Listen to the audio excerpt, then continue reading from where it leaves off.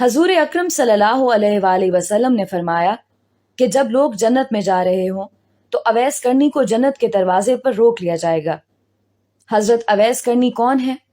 اویس نام ہے، عامر کے بیٹے ہیں، مراد قبیلہ ہے، کرن ان کی شاخ ہے اور یمن ان کی رہائش گاہ تھی۔ حضرت نے ماں کے حد درجہ خدمت کی، وہ آسمانوں تک پہنچی، اویس کرنی حضور کی خدمت میں حاضر نہیں ہو سکے۔ جبرائیل آسمان سے پہنچے اور ان کی بات کو حضور صلی اللہ علیہ وآلہ وسلم نے بیان کیا۔ چونکہ حضور صلی اللہ علیہ وآلہ وسلم دیکھ رہے تھے کہ آئندہ آنے والی نسلیں اپنی ماؤں کے ساتھ کیسا سلوک کریں گی، ایک سائل نے سوال کیا، یا رسول اللہ صلی اللہ علیہ وآلہ وسلم، قیامت کب آئے گی؟ تو آپ صلی اللہ علیہ وآلہ وسلم نے ارشاد فرمایا، مجھے نہیں معلوم کب آئے گی۔ تو سائل نے کہا کہ کوئی نشانی تو بتا دیں۔ تو آپ صلی اللہ علیہ وآلہ وسلم نے فرمایا، جب اولاد اپنی ماں کو ذلیل کرے گی تو قیامت آئے گی۔ حضور صلی اللہ علیہ وآلہ وسلم نے حضرت عمر رضی اللہ عنہ اور حضرت علی رضی اللہ عنہ سے کہا کہ تمہارے دور میں ایک شخص ہوگا جس کا نام ہوگا اویس بن عامر، درمیانہ قد، رنگ کالا، جسم پر ایک سفید داغ۔ حضور صلی اللہ علیہ وآلہ وسلم نے ان کا حلیہ ایسے بیان کیا جیسے سامنے دیکھ رہے ہوں۔ وہ آئے گا، جب وہ آئے تو تم دونوں نے اس سے دعا کرانی ہے۔ حضرت عمر رضی اللہ عنہ اور حضرت علی رضی اللہ عنہ کو اویس کرنی کی دعا کی ضرورت نہیں تھی۔ یہ امت کو پیغام پہنچانے کے لیے کہ ماں کا کیا مقام ہے۔ حضرت عمر رضی اللہ عنہ حیران ہو گئے اور سوچنے لگے کہ حضور صلی اللہ علیہ وآلہ وسلم کیا کہہ رہے ہیں کہ ہم اویس سے دعا کروائیں۔ تو حضور صلی اللہ علیہ وآلہ وسلم نے فرمایا، عمر، علی، اویس نے ماں کی خدمت اس طرح کی ہے، جب وہ ہاتھ اٹھاتا ہے تو اللہ اس کی دعا کو خالی نہیں جانے دیتا۔ حضرت عمر رضی اللہ عنہ 10 سال خلیفہ رہے، 10 سال حج کیا، لیکن انہیں اویس نہ ملے۔ ایک دن سارے حاجیوں کو اکٹھا کر لیا اور کہا کہ تمام حاجی کھڑے ہو جاؤ۔ آپ کے حکم پر تمام حاجی کھڑے ہو گئے، پھر کہا کہ سب بیٹھ جاؤ، صرف یمن والے کھڑے رہو۔ تو سب بیٹھ گئے اور یمن والے کھڑے رہے۔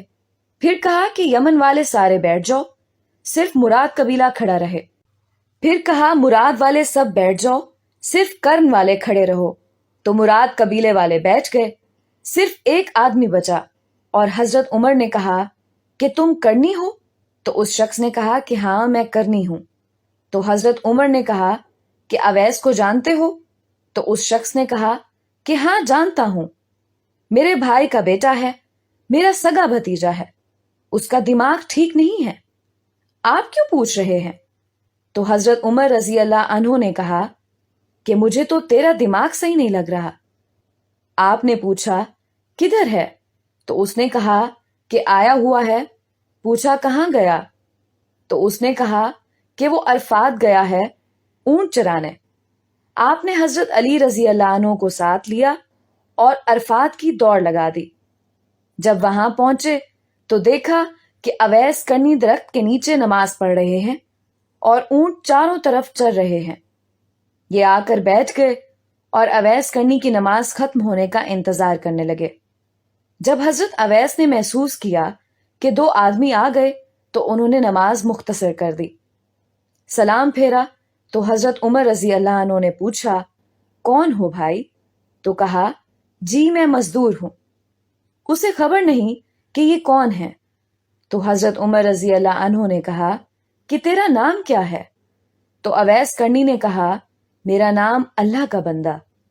تو حضرت عمر رضی اللہ عنہ نے کہا، سارے ہی اللہ کے بندے ہیں، تیری ماں نے تیرا نام کیا رکھا ہے؟ تو حضرت اویس نے کہا کہ آپ کون ہیں؟ میری پوچھ گچھ کرنے والے۔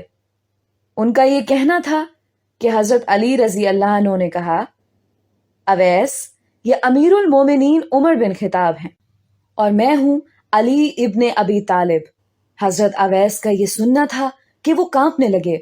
کہا، جی میں معافی چاہتا ہوں، میں تو آپ کو پہچانتا ہی نہیں تھا، میں تو پہلی دفعہ آیا ہوں۔